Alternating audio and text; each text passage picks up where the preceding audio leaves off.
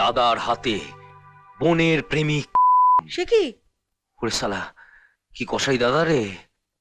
সব দাদারা বোনের প্রেমিকদের উপর এভাবে যদি অত্যাচার করে না, তাহলে দেখো খুব শিগগিরই আমার ছবিটা ওখানে ছাপবে। কিসব আজে বাজে বলো না। আজে বাজে নয় গো, একদম খাঁটি কথা, তুমি দেখে নিও।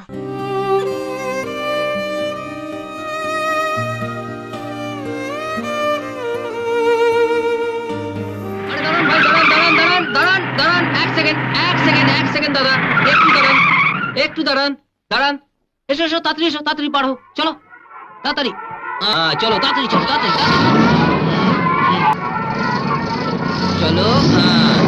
Tata. Thank you very much. যেটা পুলিশের কাজ সেটা তুমি করে দিলে, আই মাস্ট অ্যাপ্রিশিয়েট। স্যার, আপনার বাড়ি ব্রেকফাস্ট গুলো ফেরত দিতে এলাম। বাড়ির পাশের রাস্তা দিয়ে কলেজে যাচ্ছিলাম, তা উপরে জানলা থেকে এগুলো মাথার উপর পড়লো।